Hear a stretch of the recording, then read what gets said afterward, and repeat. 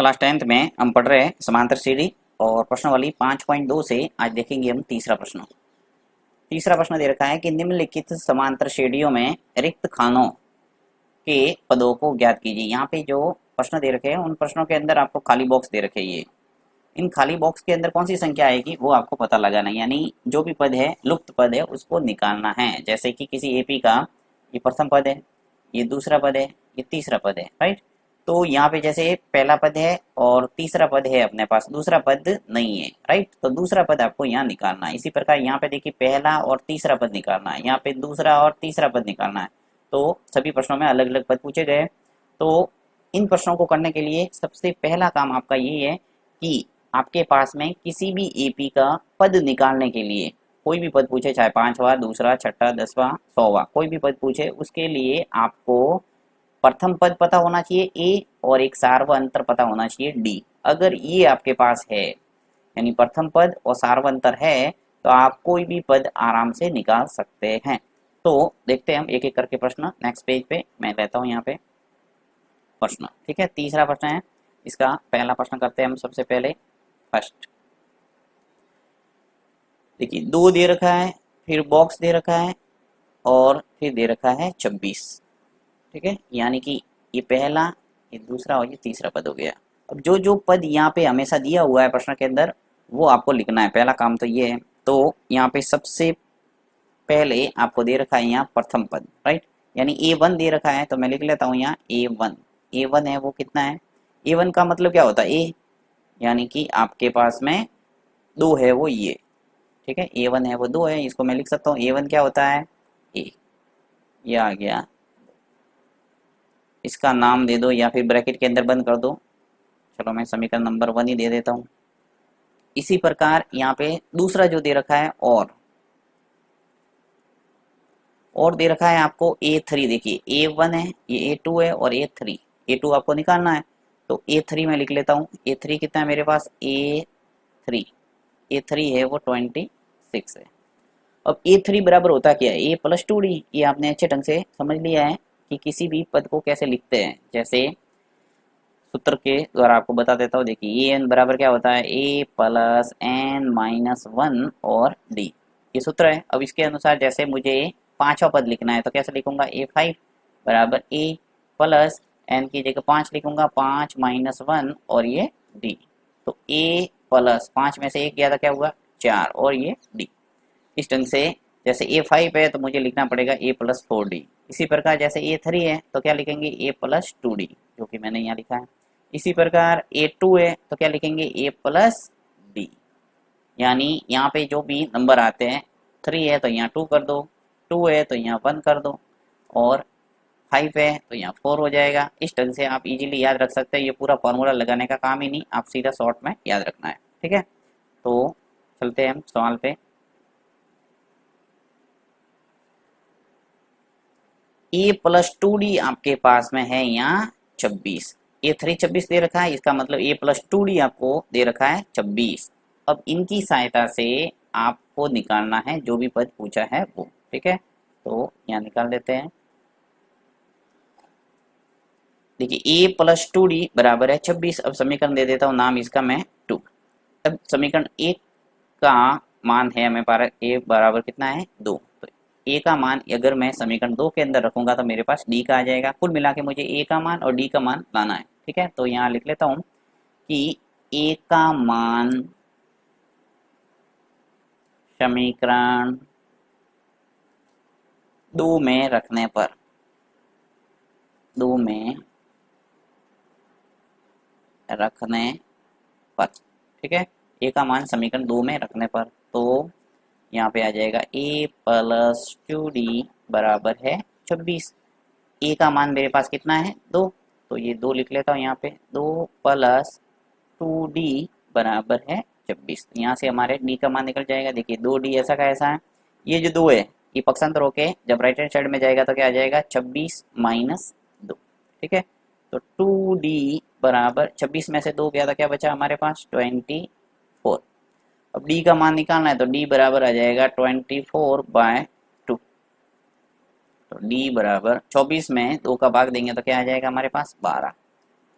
इस प्रकार से डी की वैल्यू आ गई आपके पास 12 और ए का मान पहले से आपके पास में है 2।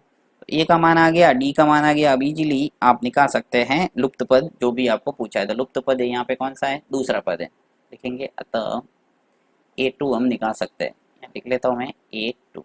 A2 बराबर होता क्या है, A प्लस डी।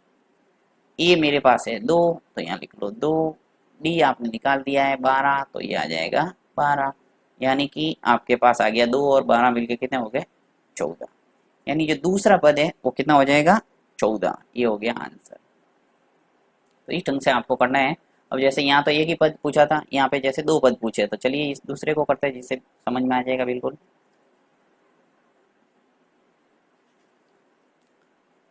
सेकंड प्रश्न करते हैं। सेकंड प्रश्न दे रखा है, देखिए सबसे पहला बॉक्स दे रखा है, फिर आपको दे रखा है 13, फिर वापस बॉक्स आ गया और फिर 3।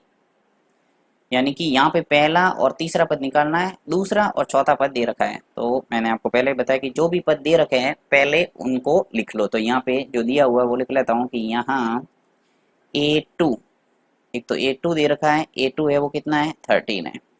अब A2 का मतलब क्या होता है ये आपको अच्छे ढंग से पता चल गया होगा, A plus D. A plus D होता है A2 का मान, ये आ गया 13, समीकरण नंबर 1।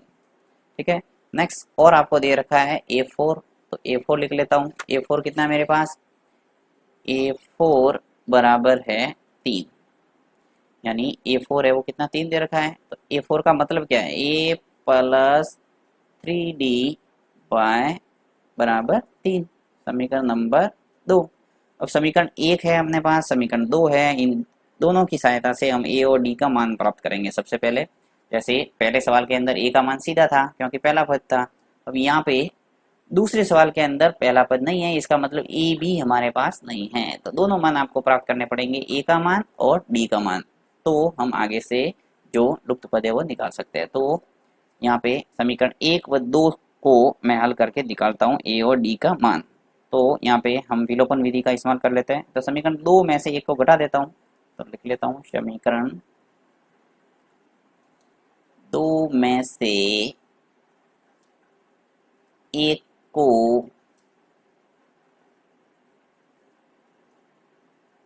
घटाने पर समीकरण 2, 2 क्या है हमारे पास, A प्लस 3D बराबर 3। और समीकरण 1 क्या है, A प्लस D बराबर है 13। समीकरण 2 को ऊपर लिखा है, समीकरण 1 को नीचे लिखा। अब मैं इसको घटाता हूँ, तो घटाने के लिए सिंबल है वो चेंज करने पड़ेंगे। तो देखिए यहाँ पे सिंबल है वो चेंज हो जाएंगे, यहाँ से माइनस हो जाएगा, ये भी माइनस हो जाएगा और ये भी माइनस हो जाएगा। तो देखिए प्लस का ए और माइनस का ए कैंसिल हो गए, ये हट गया। 3D में से 1D जाएगा तो क्या बचेगा, 2D बराबर 3 में से 13 को घटाना है तो माइनस के रह जाएंगे 10। अब D का मान इजीली प्राप्त कर सकते हो, -10/2। ये आपने अच्छे ढंग से विलोपन विधि में सीखा होगा। तो D की वैल्यू आ गई हमारे पास -5, राइट। और -5 आ गया D। अब D का मान समीकरण 1 में या 2 में किसी में भी रख लो, जिससे हमारे आ जाएगा A का मान। तो यहाँ लिख लेता हूँ D का मान समीकरण 1 में रखने पर, जो भी आपको सरल लगे उसमें रख लो, समीकरण 1 में रखने पर समीकरण 1 है वो क्या है, A प्लस डी बराबर 13। तो A प्लस डी बराबर 13। अब A का मान है हमारे पास, A का मान निकालना है तो ये ऐसा का ऐसा लिख लो, और D की वैल्यू आपने निकाली है -5। तो यहाँ सीधा -5 ही लिख लेता हूँ मैं, प्लस को उठा के -5 बराबर है 13।